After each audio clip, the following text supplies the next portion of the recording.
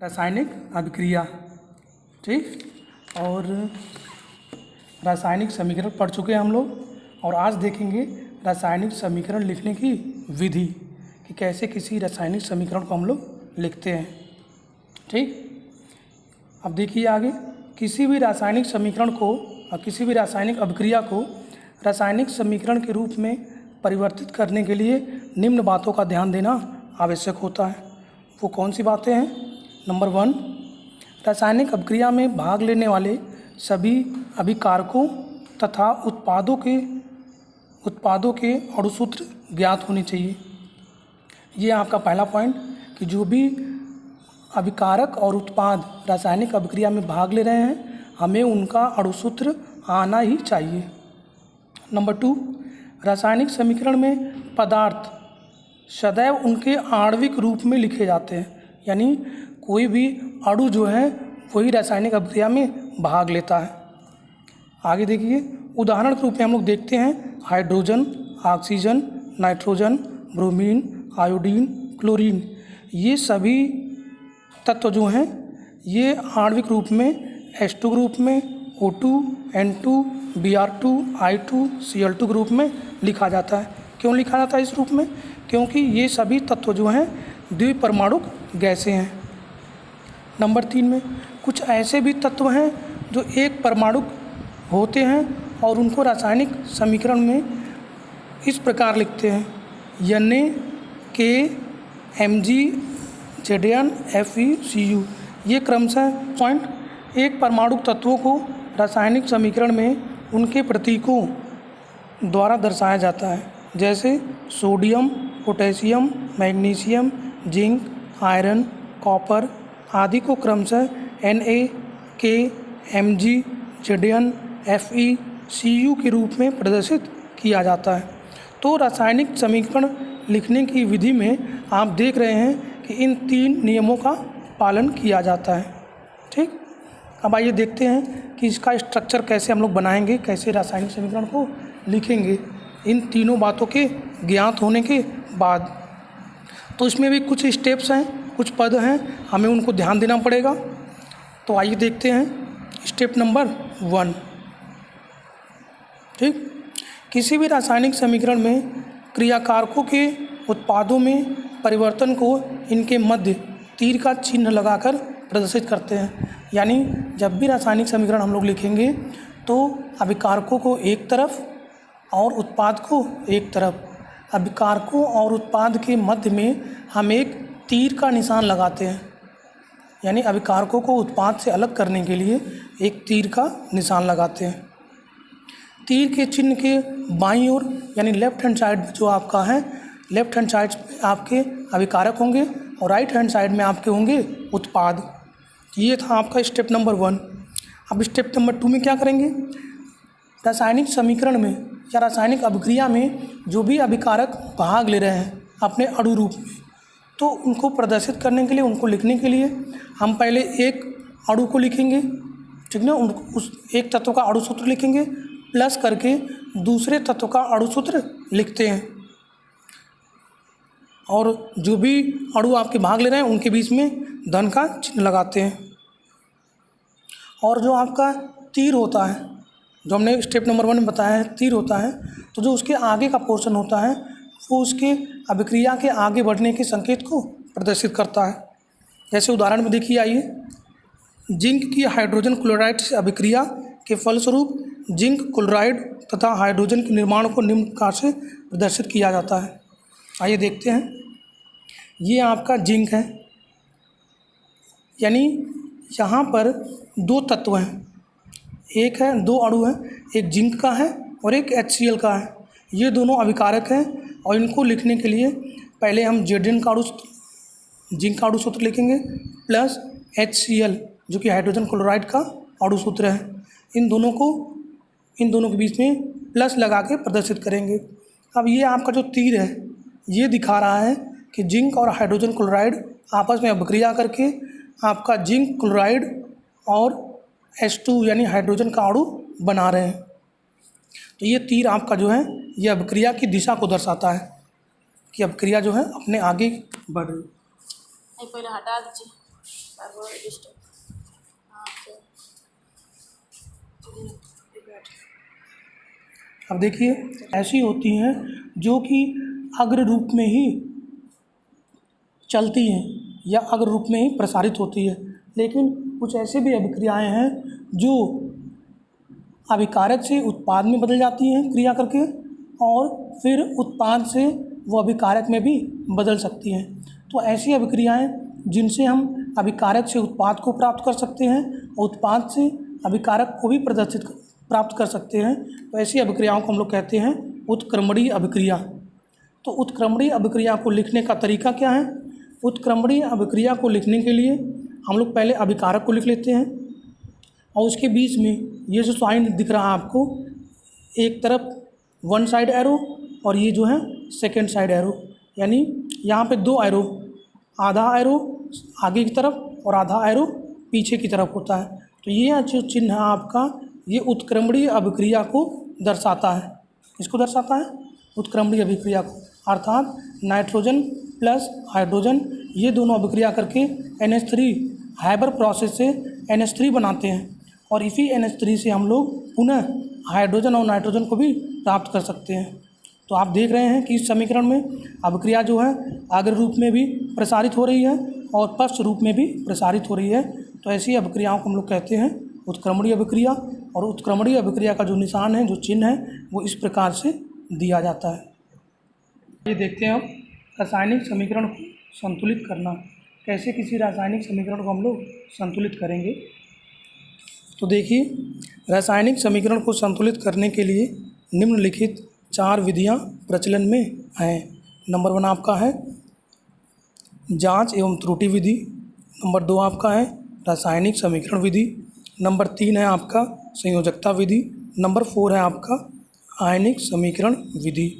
तो इस अध्याय में हम लोग केवल और केवल पहला जो विधि है जांच एवं त्रुटि विधि, उसी के माध्यम से रासायनिक समीकरण को संतुलित करने के बारे में सीखेंगे। आइए देखते हैं कि जांच एवं त्रुटि विधि क्या है। इसको इंग्लिश में हम लोग ट्रायल एंड एरर मेथड भी कहते हैं, ठीक है। तो इस विधि में सर्वप्रथम हम लोग क्या करेंगे, हमारे पास जो भी रासायनिक समीकरण है तो उसमें सबसे कम स्थानों पर आने वाले तत्व के परमाणुओं को संतुलित किया जाता है। इसके पश्चात इससे अधिक व और अधिक स्थानों पर आने वाले तत्वों के परमाणुओं को संतुलित किया जाता है। यह विधि अनुमान पर आधारित है। जैसे कोई भी रासायनिक समीकरण आपको दिया है तो उसको देखकर हम पता लगा सकते हैं कि कौन सा जो परमाणु है सबसे कम स्थान पे आया है, कौन सा तत्व सबसे कम स्थान पे आया है, और कौन सा तत्व जो है अधिक से अधिक स्थानों पर आया हुआ है, ठीक ना। तो देखिए किन किन बातों का ध्यान रखना पड़ता है। किसी भी रासायनिक समीकरण को संतुलित करते समय यह ध्यान रखना चाहिए कि गुणक को केवल सूत्र से पहले लिखकर समीकरण को संतुलित कर सकते हैं, अर्थात समीकरण को संतुलित करते समय सूत्र में कोई भी परिवर्तन नहीं करना चाहिए। अब देखते हैं कि कौन कौन से पद जो हैं रासायनिक अभिक्रिया को संतुलित करने में प्रयुक्त होते हैं। तो आइए देखते हैं। पद ए अर्थात स्टेप ए, सर्वप्रथम क्या करेंगे, सर्वप्रथम असंतुलित समीकरण को लिख करके सूत्र के चारों ओर एक कोष्ठक बना लेते हैं, ठीक। यानी जो भी आपका तत्व का परमाणु है रासायनिक समीकरण में लिखा हुआ है तो उसके दोनों ओर एक ब्रैकेट, छोटा ब्रैकेट लगा देते हैं, जैसे कि आप लोग इस रासायनिक समीकरण में देख सकते हैं। ये था आपका पद ए। पद बी में अर्थात स्टेप बी में क्या करेंगे, असंतुलित रासायनिक समीकरण में उपस्थित विभिन्न तत्वों के परमाणुओं की सूची बना लेंगे कि कौन कौन से तत्व जो हैं इस रासायनिक अभिक्रिया में भाग ले रहे हैं, उनकी सूची बना लेंगे। तो देखिए इसमें सूची बनी हुई है किताब में। तत्व अभिक्रिया में परमाणुओं की संख्या लेफ्ट हैंड साइड, उत्पादों में परमाणुओं की संख्या राइट हैंड साइड। देखिए कौन कौन से तत्व इस रासायनिक समीकरण में या इस रासायनिक अभिक्रिया में भाग ले रहे हैं। आपका है सोडियम, जो कि एक परमाणु तत्व है, इसलिए ये Na के रूप में लिखा गया है। हाइड्रोजन और ऑक्सीजन, ये तीनों सोडियम, हाइड्रोजन और ऑक्सीजन इस रासायनिक अभिक्रिया में भाग ले रहे हैं। अब देखिए कि रचकल अब देखिए अभिक्रिया में परमाणुओं की संख्या लेफ्ट हैंड साइड, जो सोडियम आपका है लेफ्ट हैंड साइड में 1 है, लेफ्ट हैंड साइड में 1 है। इसके अलावा और कोई भी सोडियम का परमाणु नहीं है, तो उसकी संख्या हम लोग 1 लिख लेते हैं। अब दूसरा देखिए इसी में H2 अणु है ना, तो H को हम देख लिए, H के कितने परमाणु हैं, H के 2 परमाणु हैं, ठीक, और इसके अलावा कोई और अन्य हाइड्रोजन परमाणु नहीं है। अब तीसरा देखिए ऑक्सीजन कितना है, ऑक्सीजन का 1 परमाणु है, तो उसकी संख्या हम लोग 1 लिख लिए। तो ये आपके लेफ्ट हैंड साइड में जो भी परमाणु दिए गए हैं उनकी संख्या हम लोगों ने लिख लिया। अब देखिए उत्पाद यानी प्रोडक्ट साइड में परमाणुओं की क्या क्या संख्या है उसको भी हम लोग लिस्टिंग कर लेंगे, उसकी सूची बना लेंगे। तो आइए देखते हैं कि राइट हैंड साइड में सोडियम के कितने परमाणु हैं। तो हम लोग देखते हैं कि सोडियम का 1 परमाणु है, ओ देखिए H हाइड्रोजन परमाणु देखिए, हाइड्रोजन के 3 परमाणु हैं, 2 H2 के और 1 सोडियम हाइड्रोक्साइड से। तो हमने लिख लिया H परमाणु कितना है, 3 है। अब नंबर आता है ऑक्सीजन परमाणु का। तो ऑक्सीजन परमाणु देखते हैं उनकी संख्या कितनी है, 1 है। हमने लेफ्ट हैंड साइड में सोडियम, हाइड्रोजन और ऑक्सीजन के परमाणुओं की संख्या लिख ली। राइट हैंड साइड में यानी उत्पाद साइड में हम लोगों ने हाइड्रोजन, सोडियम और ऑक्सीजन के परमाणुओं की संख्या लिख ली है। अब इसके बाद पद सी यानी स्टेप सी में देखते हैं, अब इनको संतुलित करना है। तो सर्वप्रथम तत्वों का संतुलन, कैसे इन तत्वों के परमाणुओं की संख्या को संतुलित करेंगे, तो ये देखते हैं। सर्वप्रथम तत्वों का संतुलन, उपरोक्त सारणी से यह स्पष्ट है कि केवल हाइड्रोजन परमाणु ही असंतुलित है। जैसा कि आप देख रहे हैं इस सूची में सोडियम लेफ्ट हैंड साइड में 1 है और राइट हैंड साइड में भी सोडियम का 1 परमाणु है, तो ये आपका संतुलित है। उसी प्रकार से ऑक्सीजन का जो परमाणु है लेफ्ट हैंड साइड में 1 है, राइट हैंड साइड में भी 1 है, तो इसको भी देखते हैं, ये भी संतुलित है। लेकिन अभिक्रिया में लेफ्ट हैंड साइड में जो हाइड्रोजन परमाणुओं की संख्या है वो है 2 और राइट हैंड साइड में जो हाइड्रोजन परमाणुओं की संख्या है वो है 3। तो आप देख सकते हैं कि ये असंतुलित है, यानी हाइड्रोजन परमाणुओं की संख्या लेफ्ट हैंड साइड में 2 है और राइट हैंड साइड में 3 है, जो कि असंतुलित है। तो इसी को हम लोग संतुलित करेंगे। इसको संतुलित करने के साथ साथ हमारी जो अभिक्रिया है, हमारा जो रासायनिक समीकरण है वो संतुलित हो जाएगा। तो इसी चीज़ को हम लोग पद सी में देखते हैं। तो केवल हाइड्रोजन परमाणु ही असंतुलित है, अतः इन्हें सबसे पहले संतुलित कीजिए। तो देखिए कैसे संतुलित करना है। हमने एक सूची बनाएंगे जिसमें हाइड्रोजन के परमाणु लिखेंगे, फिर लिखेंगे अभिकारकों पर, उत्पादों पर। प्रारंभ में आप देख रहे हैं कि अभिकारक में अब देखिए तत्वों के संतुलित करने के लिए हम लोग क्या करेंगे कि लेफ्ट हैंड साइड, अब आप ऊपर वाली सारणी को देखिए, लेफ्ट हैंड साइड में जो हाइड्रोजन परमाणुओं की संख्या 2 थी और राइट हैंड साइड में जो हाइड्रोजन परमाणुओं की संख्या 3 थी। इनको संतुलित करने के लिए हम लोग क्या करेंगे कि जहाँ पर भी यानी लेफ्ट हैंड साइड में जहाँ पर भी हाइड्रोजन उपस्थित है उधर हम लोग जो उत्पाद में परमाणुओं की संख्या है हाइड्रोजन की उनसे गुणा कर देंगे, मल्टीप्लाई कर देंगे। पद सी सर्वप्रथम तत्वों का संतुलन। तो हम लोग यहाँ पे एक सारणी बना लेंगे जिसमें कि एक तरफ हम लोग लिखेंगे हाइड्रोजन के परमाणु, बीच में अभिकारकों पर, उत्पादों में, यानी हाइड्रोजन परमाणुओं की संख्या अभिकारकों में कितनी है, उत्पादों में कितनी है, क्योंकि उन्हीं को हमें संतुलन करना है। तो प्रारंभ में हम लोग क्या लिखेंगे, H2O में हाइड्रोजन परमाणु की संख्या क्या है, 2 है, और उत्पाद साइड में NaOH में तथा H2 इन दोनों में हाइड्रोजन परमाणु की संख्या कितनी है, 3 है। आप लोग देख सकते हैं। नंबर 2, इस संतुलित करने के लिए हम लोग क्या करेंगे, अभिकारकों में 2 का मल्टीप्लाई कर देंगे, यानी अभिकारकों में जो H2O अणु है उसमें हम लोग 2 का मल्टीप्लाई कर देंगे। उत्पाद साइड में NaOH में जो 2 हाइड्रोजन परमाणु है उसमें 1 का मल्टीप्लाई कर देंगे और H2 में 2 परमाणु तो हैं ही, टोटल आपके हो जाएंगे कितने 4H परमाणु। तो इस तरह से हम देखेंगे कि अभिक्रिया में दोनों तरफ अभिकारकों की तरफ और उत्पादों की तरफ हाइड्रोजन परमाणुओं की संख्या क्या हो गई है, बराबर हो गई है, दोनों तरफ 4-4 हो गई है। तो अब हम लोग उपरोक्त अभिक्रिया के समीकरण को निम्न प्रकार से लिखेंगे। देखिए Na+2H2O, यहाँ पे हमने 2 का मल्टीप्लाई कर दिया है H2O के अणु में, एरो 2NaOH यानी NaOH जो अणु था उसमें हमने 2 का मल्टीप्लाई कर दिया। क्यों किया? क्योंकि हाइड्रोजन परमाणुओं की संख्या को संतुलित करने के लिए, प्लस H2। अब यहाँ पे देखिए हमने तो दोनों तरफ अभिकारकों की तरफ और उत्पाद की तरफ हाइड्रोजन परमाणुओं की संख्या को संतुलित कर लिया है, जबकि यहाँ पर आप देखेंगे कि लेफ्ट हैंड साइड में सोडियम परमाणु की संख्या कितनी है, 1 है, और राइट हैंड साइड में सोडियम परमाणु की संख्या 2 है।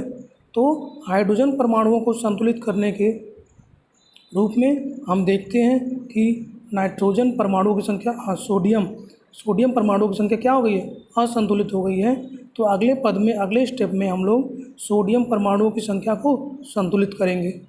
ठीक, तो पद डी, द्वितीय तत्व का संतुलन। तो हम लोग इस रासायनिक समीकरण में देख सकते हैं कि सोडियम का जो परमाणु है उत्पाद की तरफ 2 है और अभिकारकों की तरफ कितना है, 1 है। तो इसको संतुलित करने के लिए हम लोग क्या करेंगे कि लेफ्ट हैंड साइड में जो सोडियम का परमाणु 1 है और राइट हैंड साइड में जो सोडियम परमाणु 2 है, तो लेफ्ट हैंड साइड में संतुलित करने के लिए सोडियम परमाणु को 2 का मल्टीप्लाई कर देंगे लेफ्ट हैंड साइड में। तो देखेंगे कि अभिकारकों की तरफ भी 2 हो जाएगा और उत्पादों की तरफ भी 2 हो जाएगा। तो आपका जो नया संतुलित समीकरण बन के आएगा वो इस प्रकार आएगा, 2Na+2H2O arrow 2NaOH plus H2। अब यहाँ पर देख लेते हैं कि क्या इस रासायनिक समीकरण में और कोई परमाणु जो है असंतुलित है क्या। तो देखते हैं पहले सोडियम परमाणु को। तो अभिकारकों की तरफ सोडियम परमाणुओं की संख्या है 2 और उत्पादों की तरफ सोडियम परमाणुओं की संख्या भी 2 है। तो हम देखते हैं इस प्रकार से कि सोडियम लेफ्ट हैंड साइड में और राइट हैंड साइड में दोनों तरफ ही संतुलित हो गया है। इसके बाद हम लोग हाइड्रोजन परमाणुओं को देख लेते हैं। तो वो भी लेफ्ट हैंड साइड में कितने परमाणु हैं, 2 और 2 मल्टीप्लाई होकर कितना हो जाएगा, 4। और राइट हैंड साइड में 2H यानी हाइड्रोजन के 2 परमाणु और हाइड्रोजन के 2 परमाणु मिलकर ये भी 4 हो जाएंगे। तो इस रासायनिक समीकरण में हम देखते हैं कि सोडियम परमाणु भी लेफ्ट हैंड साइड में और राइट हैंड साइड में संतुलित है, उसी प्रकार से हाइड्रोजन परमाणु भी लेफ्ट हैंड साइड में और राइट हैंड साइड में संतुलित है। अब अगला तत्व क्या है, O है। लेफ्ट हैंड साइड में ऑक्सीजन के परमाणुओं की संख्या कितनी है, 1 है, जबकि राइट हैंड साइड में सोडियम परमाणु की संख्या कितनी है, 2 है। तो अगले चरण में, अगले पद में हम लोग ऑक्सीजन के परमाणु को संतुलित करेंगे। ठीक,